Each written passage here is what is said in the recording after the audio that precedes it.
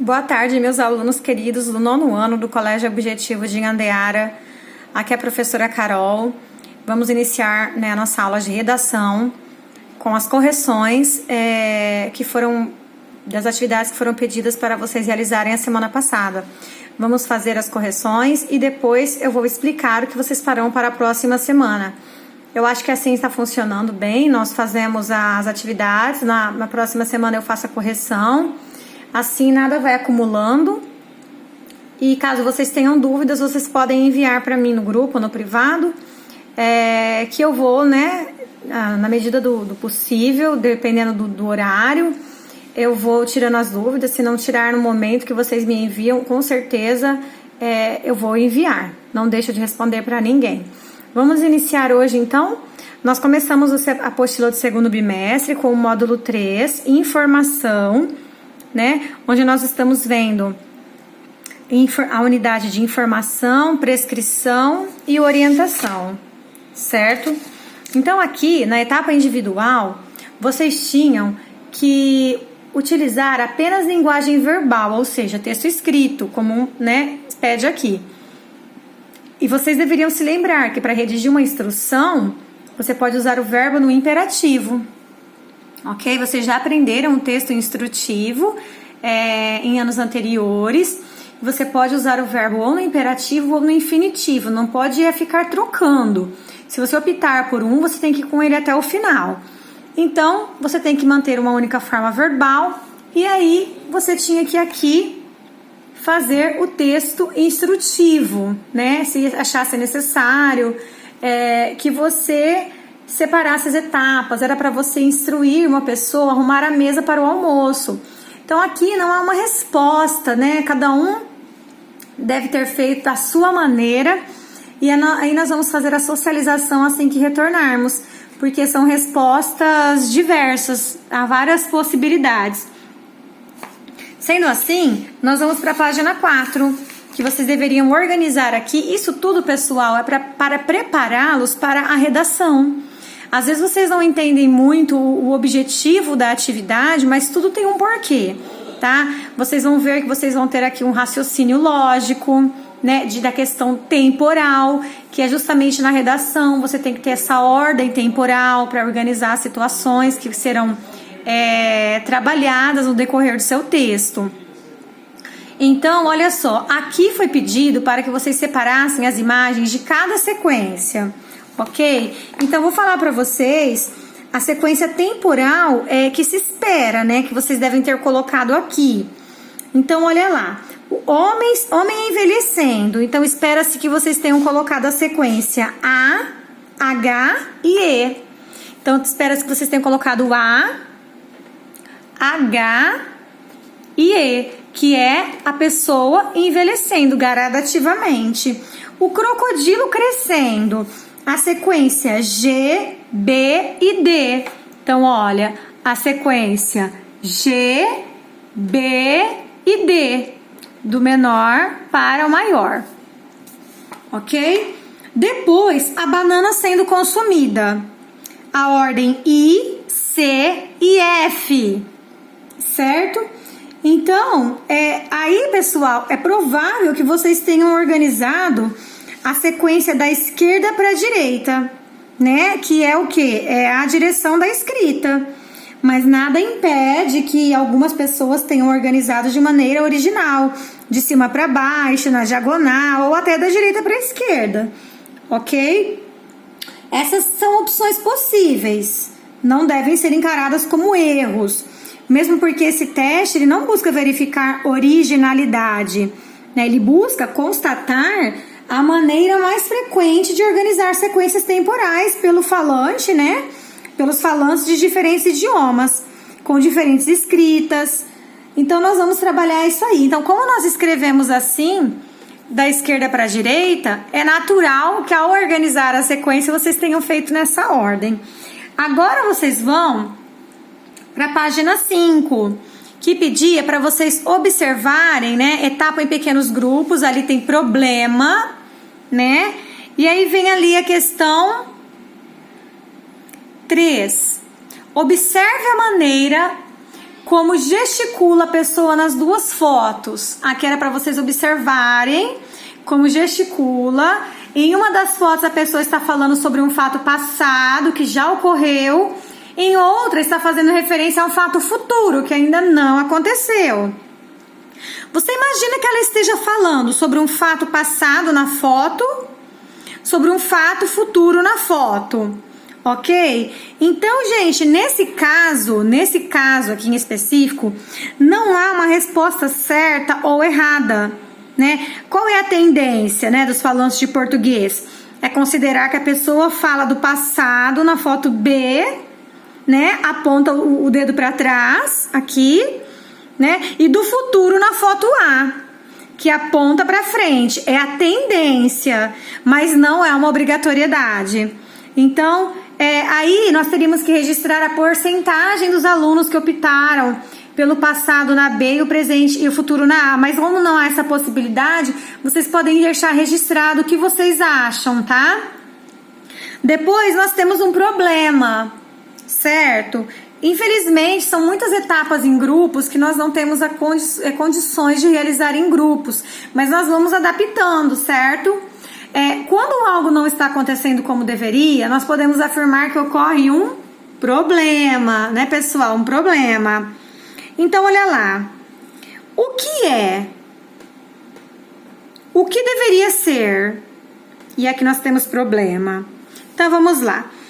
Aí vocês tinham aqui, em uma cidade, podemos dizer que está acontecendo um problema, geralmente quando? Quando a população avalia que seus direitos não estão sendo respeitados, quando a atuação de determinados grupos afeta negativamente a vida da comunidade, o meio ambiente não é preservado, as escolhas pessoais dos indivíduos, como onde morar, com quem se relacionar, de que modo se vestir, que religião professar, se não afetarem a vida dos demais, isto é, não cercearem a liberdade dos outros, nem representarem atos ilegais, dizem respeito somente a eles. Isso não é considerado um problema da cidade, ok? Página 6. Então aqui vocês tinham que identificar problemas da cidade, onde se localiza a escola, e também não é uma resposta aqui pronta, fixa. Esses problemas podem ser de diversas naturezas. Por que, gente, identificar problemas? Porque quando você vai escrever uma redação, você tem que identificar as causas, porque é um problema, um tema polêmico traz um problema. E aí você tem que resolver. Para você resolver, você tem que chegar na causa, né? E toda causa tem uma consequência. Então, esses problemas podem ser de naturezas diversas, desde que afetem a vida da comunidade e não interfiram nos direitos de escolha de pessoas. Aí vocês tinham que anotar os resultados e apresentar. Outro momento que teremos que socializar mais pra frente. Aí vocês têm aqui, para a atividade sua criação, vocês irão pesquisar sobre um dos problemas da cidade. Eu espero que vocês tenham pesquisado, preparado esses problemas, e aí vocês têm que identificar esse problema a ser estudado e fornecer um critério, né? Qual é o problema a ser investigado pelo grupo, ou seja, por você? Por que ele é um problema? Ou seja, que malefícios ele provoca? A quem ele prejudica? Aí vocês deveriam ter colocado. Eu espero que tenham colocado, porque aqui é o passo a passo para você identificar depois em uma redação o que fazer para resolver, que é a proposta de intervenção. Ok? Aí é até a página 10, né? Que nós temos que corrigir. Então, nós vamos agora para a página 7, texto expositivo. Como a linguagem modela o pensamento. E aí eu li com vocês esse texto, muito interessante, importantíssimo que vocês leiam com atenção, quantas vezes for preciso. E aí nós tínhamos as interpretações, que aí eu espero que vocês tenham feito, porque ninguém me perguntou nada, então eu creio que todos conseguiram. Então vamos lá. O texto que você leu é parte de um artigo publicado em um site de divulgação científica. Qual é seu tema? Ou seja, a ideia principal que ele desenvolve? Em que parte do texto essa ideia central é apresentada? Gente, a ideia central é a tese, né? A ideia central é aquela que você vai defender com argumentos em 2 parágrafos ou mais, para no final você concluir com uma proposta de solução para o problema. Então, o tema, ele é apresentado no lead, que se lê lead em inglês, né? E é o seguinte, abre aspas, diferentes idiomas afetam de maneiras distintas a percepção de mundo, ok? Diferentes idiomas afetam de maneiras distintas a percepção do mundo. Aí tem 1.2. Qual a característica do cérebro humano que possibilitou o surgimento de diversos idiomas ao redor do mundo? Gente, a característica que possibilitou é a adaptabilidade, ou seja, a capacidade de criar e reorganizar conceitos. 1.3. Como se explica o fato de crianças de plural apontarem com facilidade os pontos cardeais e cientistas eminentes de outras culturas terem dificuldade? Então, como que criança consegue e cientistas têm dificuldade? Porque o idioma falado por essas crianças usa os pontos cardeais para localização no espaço em pequenas escalas, em vez de usar palavras como esquerda e direita. Nas línguas dos cientistas mencionados no texto, os pontos cardeais são usados no dia a dia com pouca frequência, apenas para localização no espaço em grandes escalas. Daí a dificuldade demonstrada pelos cientistas. Em suas experiências, vocês criaram uma instrução para a arrumação da mesa para o almoço, que foi lá atrás. Que termos a maioria dos alunos usou para indicar a posição de cada item na mesa? Por que isso teria ocorrido? Bom, embora nós não temos assim, a possibilidade de ouvir o que cada um fez, a probabilidade da maioria colocar como esquerda, direita, frente e atrás, né? Essas expressões geralmente são usadas por nós, por vocês, porque no português são os termos que nós usamos para localização em pequenas escalas, ok? Nós usamos isso, a esquerda, a direita, né? Qual a diferença entre a direção mais frequente adotada pela turma de vocês e aquela usada pelas crianças de plural para organizar uma sequência temporal de imagens? Por que haveria essa diferença? Bom, gente, provavelmente a maioria de vocês devem ter organizado da esquerda para a direita, que é a direção que nós adotamos para a escrita, né? Já as crianças de plural, elas tendem a dispô-la do leste para o oeste, adotando como referência os pontos cardeais do nascer e do pôr do sol, né? Que são usados para localização espacial em qualquer escala. 1.6. Em suas experiências, a maioria de vocês considerou que a pessoa da foto gesticulava para frente ou para trás ao falar do passado?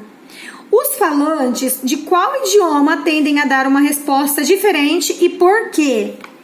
Bom, a maioria de vocês, né, eu espero que tenham indicado que a pessoa gesticulava para trás ao falar do passado, né? Os falantes de Aymara, eles tendem a dar a resposta contrária, pois dizem que o passado está à frente e o futuro está atrás. Então, a sua gesticulação costuma coincidir com esse conceito, que difere-se muito do nosso.